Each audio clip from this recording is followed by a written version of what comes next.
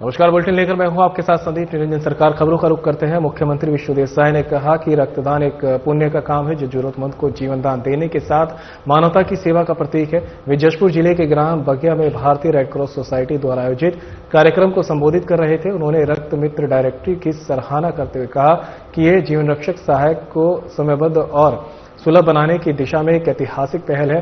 इस डायरेक्टरी में 480 स्वैच्छिक रक्तदाताओं के नाम और मोबाइल नंबर सूचीबद्ध हैं, जिससे जरूरतमंद सीधे संपर्क कर सकते हैं। कार्यक्रम में मुख्यमंत्री ने आजीवन सदस्यों का प्रमाण पत्र वितरित किया और रक्त मित्र पुस्तिका का विमोचन किया। नीरज शर्मा, अजय कुमार कुशवाहा और शिव नारायण सोनी को भी सम्मानित किया गया। इस अवसर पर विधायक गोमती साय, रायमुनि भगत, कलेक्टर रोहित व्यास, एसपी शशि मोहन सिंह सहित अनेक जनप्रतिनिधि और नागरिक उपस्थित रहे। इच्छुक व्यक्ति क्यूआर कोड स्कैन कर रक्त मित्र बन सकते हैं।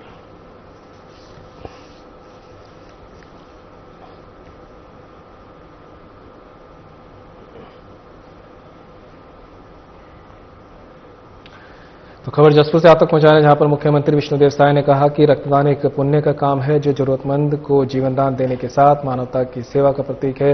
वे जशपुर जिले के ग्राम बगिया में भारतीय रेड क्रॉस सोसाइटी द्वारा आयोजित कार्यक्रम को संबोधित कर रहे थे। उन्होंने रक्त मित्र डायरेक्टरी की सराहना करते हुए कहा कि ये जीवन रक्षक सहायता को समयबद्ध और सुलभ बनाने की दिशा में एक ऐतिहासिक पहल है। इस डायरेक्टरी में 480 स्वैच्छिक रक्तदाताओं के नाम और मोबाइल नंबर सूचीबद्ध हैं, जिससे जरूरतमंद सीधे संपर्क कर सकते हैं। कार्यक्रम में मुख्यमंत्री ने आजीवन सदस्यों को प्रमाण पत्र वितरित किए हैं, रक्त मित्र पुस्तिका का विमोचन किया। नीरज शर्मा, अजय कुमार कुशवाहा और शिव नारायण सोनी भी सम्मानित किए गए।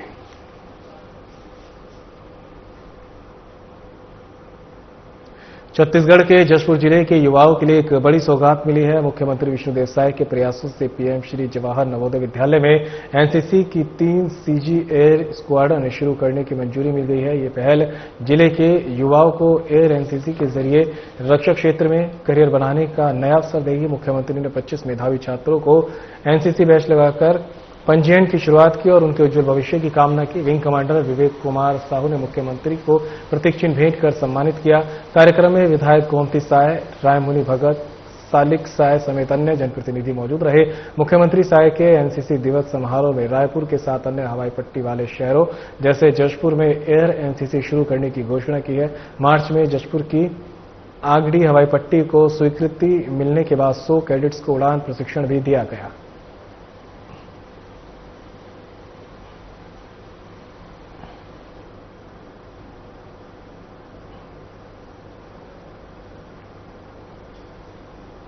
राज्य में गुणवत्तापूर्ण दवा आपूर्ति सुनिश्चित करने के स्वास्थ्य मंत्री श्याम बिहारी जायसवाल की घोषणा के अनुरूप सीजीएमएससी ने 70 सप्लाई वाहनों में अत्याधुनिक जीपीएस सिस्टम लगाया है। इन जीपीएस युक्त वाहनों से दवा आपूर्ति की लोकेशन और समय की निगरानी संभव हो गई है। नेटवर्क न होने पर भी यह सिस्टम रूट रिकॉर्ड कर बाद में अपडेट करता है। स्वास्थ्य मंत्री श्याम बिहारी जायसवाल ने सीजीएमएससी अध्यक्ष दीपक मास्के और स्वास्थ्य सचिव अमित कटारिया के साथ नया रायपुर के सेक्टर 27 स्थित कार्यालय पहुंचकर व्यवस्था का अवलोकन किया। उन्होंने दवाओं के स्टोरेज, वातानुकूलित वाहनों और ड्राइवरों की कार्यशैली की समीक्षा की। वेबसाइट पर वाहनों की रियल टाइम लोकेशन भी देखी गई। सीजीएमएससी हर साल 1000 प्रकार की दवाएं और 600 प्रकार के कंज्यूमेबल राज्य भर में पहुंचाता है। प्रबंधन संचालक पद्मिनी भोई ने 16 नए वेयर हाउस खोलने की मांग रखी है, जिस पर मंत्री ने सहानुभूति पूर्वक विचार का आश्वासन दिया।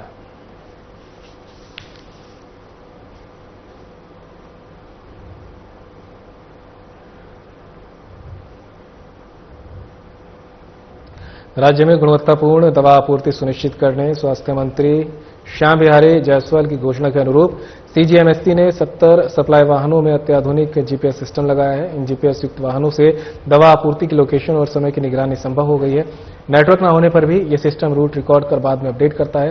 स्वास्थ्य मंत्री श्याम बिहारी जायसवाल ने सीजीएमएससी अध्यक्ष दीपक म्हास्के और स्वास्थ्य सचिव अमित कटारिया के साथ नया रायपुर के सेक्टर 27 स्थित कार्यालय पहुंचकर व्यवस्था का अवलोकन किया। उन्होंने दवाओं के स्टोरेज, वातानुकूलित वाहनों और ड्राइवरों की कार्यशैली की समीक्षा की।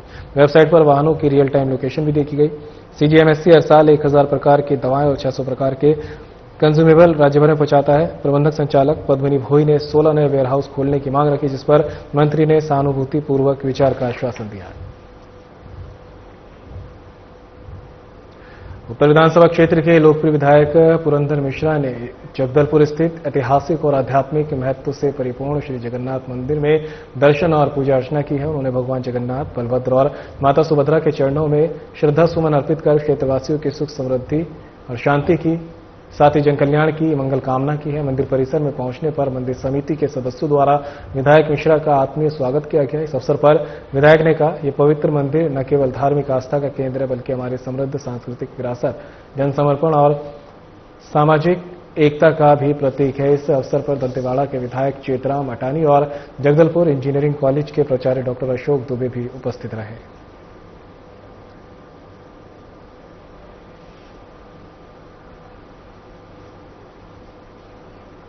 उत्तर विधानसभा के विधायक पुरंदर मिश्रा ने निखिल कश्यप, जो कि वन मंत्री केदार कश्यप के भतीजे थे, उनकी सड़क दुर्घटना में आकस्मिक निधन की दुखद सूचना के बाद उनके निवास पहुंचकर शोक संतप्त परिजनों से मुलाकात की और अपनी संवेदनाएं प्रकट की है।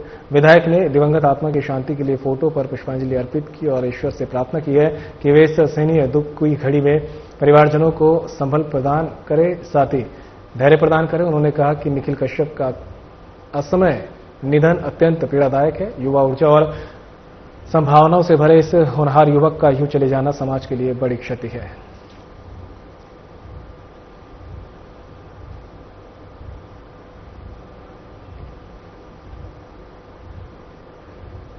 बलोच जिले के नगर पंचायत डौंडी लोहारा में पूर्व नगर पंचायत अध्यक्ष लोकेश्वरी गोपी साहू द्वारा सौंदर्य संसार सिलाई प्रशिक्षण केंद्र का भव्य शुभारंभ उनके माता पिता के कर कमलों से किया गया। यह केंद्र पिछले 10 वर्षों से छोटे स्तर पर संचालित हो रहा था, किंतु इस वर्ष से बड़े स्वरूप में स्थापित किया गया है। इसका उद्देश्य घरेलू महिलाओं और बेटियों को आत्मनिर्भर और आर्थिक रूप से सशक्त बनाना है।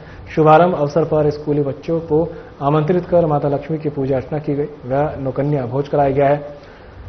प्रशिक्षण पूर्ण होने के उपरांत प्रमाण पत्र भी दिए जाएंगे। इस अवसर पर चुनीलाल साहू, जयंती साहू, गोपी साहू, हुलसा चौहान, सनत भुआर, डॉक्टर अपुनेश साहू, पवन साहू, एनएस वीडियो सहित नगर के अनेक गणमान्य नागरिक उपस्थित रहे। कार्यक्रम में महिलाओं में विशेष उत्साह देखा गया।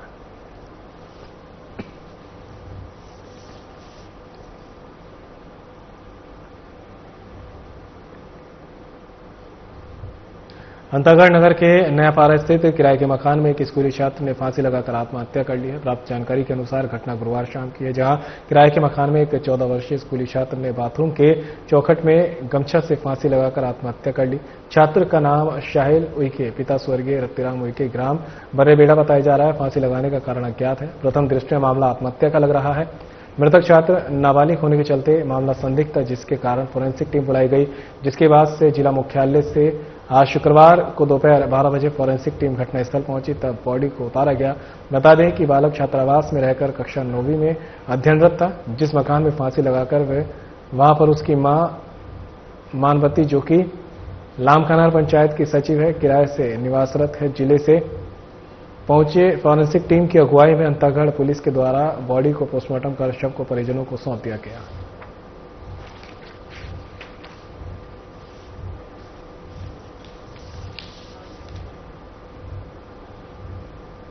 परलकोट क्षेत्र में धोखाधड़ी के मामलों का सिलसिला जारी है। श्रीराम फाइनेंस प्राइवेट लिमिटेड में 18 लाख की धोखाधड़ी करने वाले आरोपी प्रसेनजीत बाला उर्फ मिलन बाला को पखांजूर पुलिस ने गिरफ्तार किया है। आरोपी कंपनी में सेल्स एग्जीक्यूटिव के पद पर कार्यरत था और 54 ग्राहकों से फर्जी रसीद के माध्यम से 32 लाख की ठगी कर चुका था। अब तक 14 लाख रुपए की रिकवरी की जा चुकी है। आरोपी को जेल भेज दिया गया है और पुलिस के अनुसार इस मामले में कई अन्य नाम भी सामने आ सकते हैं। मामला पखांजूर थाना क्षेत्र का है।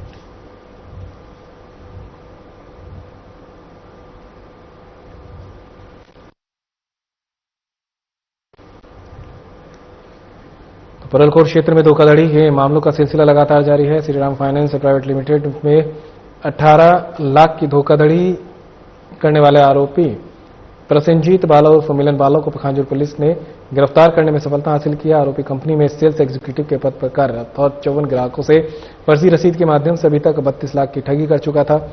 अब तक 14 लाख रुपए की रिकवरी की जा चुकी है। आरोपी को जेल भेज दिया गया और पुलिस के अनुसार इस मामले में कई अन्य नाम भी सामने आ सकते हैं। मामला पखांजूर थाना क्षेत्र का बताया जा रहा है।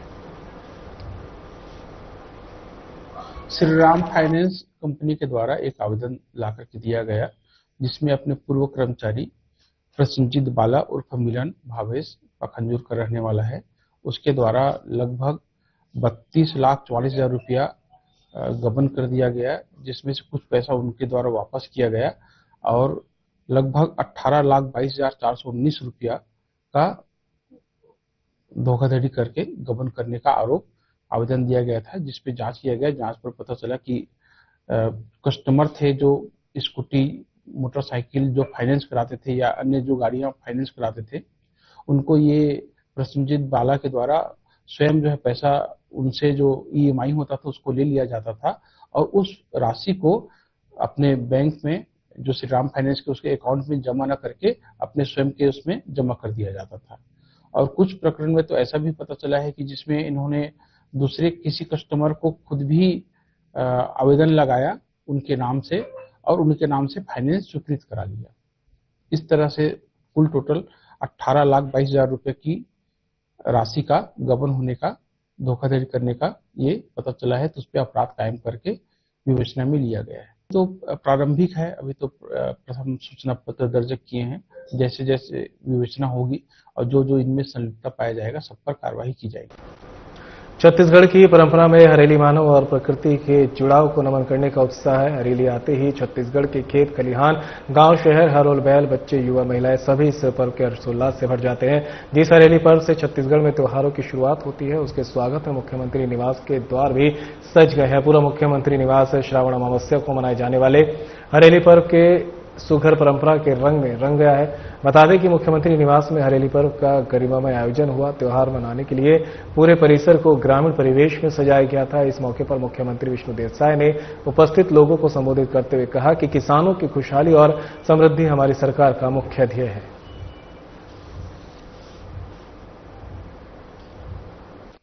समस्त छत्तीसगढ़ वासियों को, छत्तीसगढ़ के दाई दादा, सिवान जवान, सभी संगवारी मल्ला हरेली त्योहार के गाड़ा गाड़ा बधाई। आज मुख्यमंत्री निवास में पिछले साल की भांति हरेली त्योहार के आयोजन किए गए थे समारोह के, और उनमें हमारे विधानसभा के अध्यक्ष और पूर्व मुख्यमंत्री, हमारे दोनों डिप्टी सीएम साहब, हमारे मंत्रीगण, विधायकगण, हमारे निगम मंडल के सभी अध्यक्षगण, कार्यकर्ता बंधुगण और हमारे नाचा पार्टी के भाई मन भी सब यहाँ आइन है।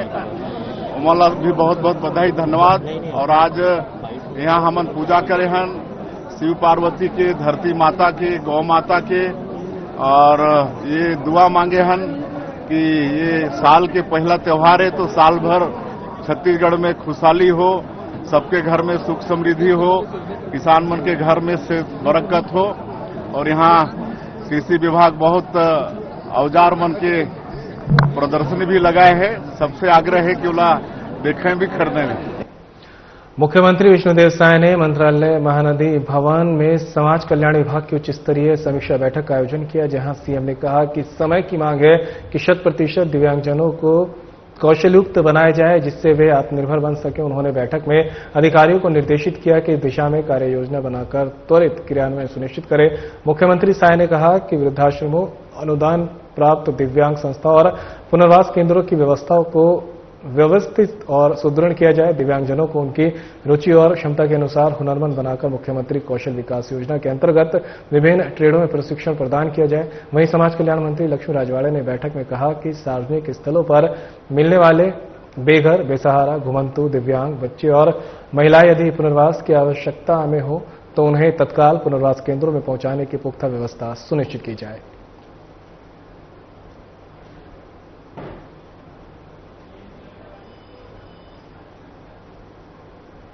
रायपुर में उप मुख्यमंत्री अरुण साव के शासकीय निवास पर सुबह से हरेली की धूम रही। उप मुख्यमंत्री सपरिवार हल और कृषि औजारों की विधि विधान से पूजा अर्चना कर गौमाता को आटे की लौंदी और गुड़ खिलाते नजर आए। इस दौरान कृषि मंत्री रामविचार नेताम, महिला और बाल विकास मंत्री लक्ष्मी राजवाड़े, विधायक रोहित साहू और मोतीलाल साहू भी हरेली पर्व में शामिल हुए। बता दें कि हरेली पर्व उप मुख्यमंत्री साव के निवास पर चहु और छत्तीसगढ़ संस्कृति, लोक जीवन और खान पान की झलक देखी गई।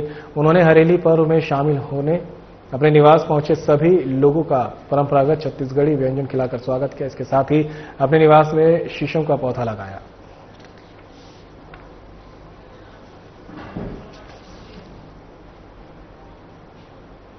छत्तीसगढ़ के स्वास्थ्य मंत्री श्याम बिहारी जायसवाल का चिकित्सा प्रकोष्ठ द्वारा स्वास्थ्य सुविधाओं के विस्तार और चिकित्सा शिक्षा छात्रों के हितों के लिए मांगों पर तत्परता से निर्णय लेने के लिए आभार प्रकट किया गया। प्रकोष्ठ ने मेडिकल कॉलेज में एमबीबीएस छात्रों के बॉन्ड पेस्टिंग में 1 साल की कमी करने के निर्णय की सराहना की। इसके साथ ही पीजी की पढ़ाई कर रहे युवा डॉक्टरों को स्टाइपेंड को पुनः 2 वर्ष से 3 वर्ष करने, मेडिकल ऑफिसर्स की पोस्टिंग करने जैसी प्रकोष्ठ की मांगों पर सहानुभूतिपूर्वक विचार कर उन्हें पूर्ण करने के लिए प्रकोष्ठ ने स्वास्थ्य मंत्री को धन्यवाद दिया है। इसके साथ ही प्रकोष्ठ ने स्वास्थ्य मंत्री से चिकित्सा छात्रों को बॉन्ड के लिए प्रॉपर्टी मॉर्टगेज रखने की पद्धति को समाप्त करने की मांग रखी है। मांग में कहा गया है कि डिग्री देने और रजिस्ट्रेशन के सारे अधिकार राज्य शासन के ही पास है, अतः इसे खत्म किया जाना उचित होगा।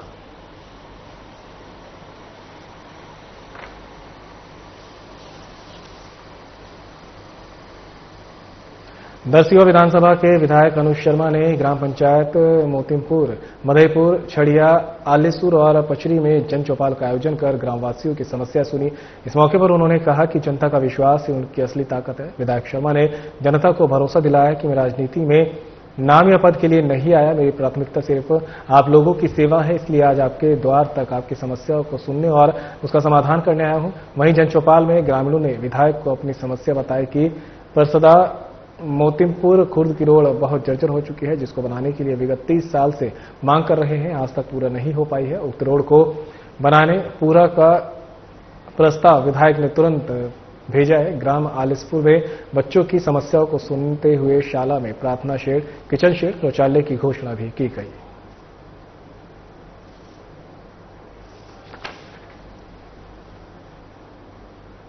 विश्व प्रसिद्ध ऐतिहासिक बस्तर दशहरा पर्व के प्रथम पूजा विधान पाठ यात्रा को हरियाली अमावस्या के दिन मां दंतेश्वरी मंदिर के सामने प्रांगण में संपन्न किया गया। इस पूजा विधान को पूरा करने के लिए ग्राम बिलौरी के जंगल में साल के पेड़ का चयन कर पूजा अर्चना कर काटा गया। इस लकड़ी से रथ निर्माण के लिए बनाए जाने वाले औजार परंपरागत तरीके से पूजा अर्चना कर रस्म पूरी की गई। इसके साथ ही विश्व प्रसिद्ध बस्तर दशहरा का शुभारंभ किया गया। इसमें बीजेपी के प्रदेश अध्यक्ष किरण सिंह देव, बस्तर सांसद और जिला कलेक्टर हरीश एस भी शामिल हुए। हरियाली अमावस्या तिथि में प्रतिवर्ष पाठ यात्रा विधान का संपन्न होता है और पाठ यात्रा से यह प्रारंभ होकर 75 दिन निर्विवाद रूप से प्रतिवर्ष यह विश्व प्रसिद्ध दशहरा का संपन्न होता है। आराध्यमयी दंतेश्वरी मावली माता से प्रार्थना करते हैं कि प्रतिवर्ष की भांति जो हमारी ऐतिहासिक पारंपरिक दशहरा का इस वर्ष भी संपन्न होगा। और आज पाठ यात्रा विधान का अभी संपन्न हुआ है, क्योंकि यह हरियाली अमावस्या तिथि को वर्ष का पहला त्योहार के रूप में मनाते हैं। हमारे बस्तर के लोग इसको अमोस त्योहार के रूप में भी मनाते हैं। हमारे खेतों में फसल की सुरक्षा के लिए कई औषधि पौधों को लगाया जाता है, पशुधन को, हमारे गौ माताओं को औषधि खिलाया जाता है। इस प्रकार से यह हरियाली अमावस्या तिथि का बहुत महत्वपूर्ण है और इसी दिन से यह पाठ यात्रा का विधान संपन्न होता है। और जैसे हरियाली का मतलब ही हरियाली, इस समय पेड़ पौधे, हमारे खेत खलियान लहला में खुशहाली आता है। तो आराध्यमयी दंतेश्वरी मावली माता से प्रार्थना करता हूं, जैसे सदियों से बस्तर के ऊपर आशीर्वाद है, ऐसा आशीर्वाद बने रहे और हमारी सुख समृद्धि और खुशहाली के लिए यह दशहरा के साथ साथ बस्तर के लोगों का तरक्की होते रहे। और मैं बस्तर के सभी लोगों को, छत्तीसगढ़ के सभी लोगों को मैं बहुत बहुत बधाई और शुभकामनाएं देता हूं हरियाली और हमारे अमावस्या तिथि में, हमारे पाठ यात्रा के उपलक्ष्य में। और मैं एक साथ में आह्वान भी करता हूं, विश्व प्रसिद्ध दशहरा जो 75 दिन में दुनिया में कहीं भी नहीं होता है, तो इस दशहरा में आज से प्रारंभ हुआ है। आप पूरे देश दुनिया के लोगों को आमंत्रित भी करता हूं कि यह दशहरा में आए और बस्तर के गौरवशाली इतिहास को, पूरे पारंपरिक परंपरा को दुनिया के विश्व पटल में अपने पहचान दिलाएं। बस्तर दशहरा का स्टार्ट हुआ, आज का जो पूजा हुआ विधान, इसका नाम है टुल्लू कोटला। जो रथ को बनाते हैं ना, उसको जो है ना चक्का अचानक घुमाते समय गुस्सा समय जो है ना, इसको 2 आदमी पकड़े बोए रहते हैं, उसके बाद अचानक से जो है ना मारते हैं। आज मतलब हरियाली त्योहार जो है 2026 से आज स्टार्ट हुआ, 75 दिन का दशहरा मैंने आज से चालू हो गया है। इसके बाद आज पूजा हुआ विधान और इसके बाद हरियाली त्योहार है। बस्तर समाज के सभी मीडिया बंधु और सभी कर्मचारी अधिकारी, सभी तहसीलदार ईडीएम, जो बस्तर दशहरा के सांसद, कलेक्टर, सभी लोग आके जो है ना मांझी, चालकी, नेमर, नेमरी और पुजारी दियारी सभी से सब रहते हैं इसमें। हरियाली अमावस्या के मौके पर बस्तर की आराध्या देवी मां दंतेश्वरी मंदिर के सामने गुरुवार को पाठ यात्रा, पूजा विधान के साथ ही विश्व प्रसिद्ध ऐतिहासिक बस्तर दशहरा पर्व शुरू हो गया, जहां बस्तर दशहरा पर्व के प्रथम पूजा विधान में सांसद दशहरा समिति के अध्यक्ष महेश कश्यप, विधायक जगदलपुर किरण देव, महापौर संजय पांडे सहित अन्य जनप्रतिनिधियों और दशहरा पर्व समिति के पारंपरिक सदस्य, मांझी चालकी, मेंबरीन, पुजारी, गायता, पटेल, नाइक, पाइक, सेवादारों के साथ ही बड़ी संख्या में जन समुदाय शामिल हुए। बता दें कि इस ऐतिहासिक दशहरा पर्व के पहले पूजा विधान पाठ यात्रा में रथ निर्माण के लिए बनाए जाने वाले औजार, ठुरलू, खोटला और अन्य औजारों का परंपरागत तरीके से पूजा अर्चना की गई।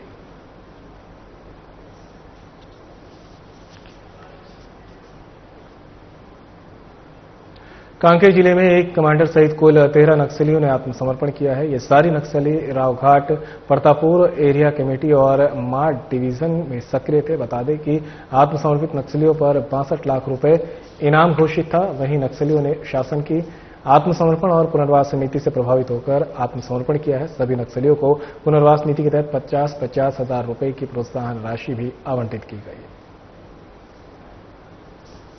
छत्तीसगढ़ शासन की जो सरेंडर नीति है उससे प्रभावित होकर आज 13 माओवादी अपने संगठन छोड़कर मुख्य धारा में शामिल हो रहे हैं। इसमें 10 लाख के इनामी कंपनी कमांडर है और अन्य 8 लाख इनामी है जो बहुत ही सालों से माओवादी संगठन में सक्रिय रहे। 5 लाख इनामी 3 है और अन्य लोगों को सब मिलाकर 62 लाख इनामी आज कांकेर में आत्मसमर्पण कर रहे हैं। इसमें बीएसएफ का भी विशेष योगदान रहा। जो एलओएस के सदस्य इनके बीएसएफ के अधिकारियों के सामने सरेंडर हुए और इन सबको आज कांकेर जिले में आत्मसमर्पण करा रहे हैं। ये बहुत ही इसमें बहुत बड़ी उपलब्धि है कांकेर के लिए, जो कंपनी कमांडर रहा है इतने सालों से और नक्सल के सीसी रैंक माओवादियों के जो सुरक्षा में रहा कंपनी कमांडर, वो भी सरेंडर किया है।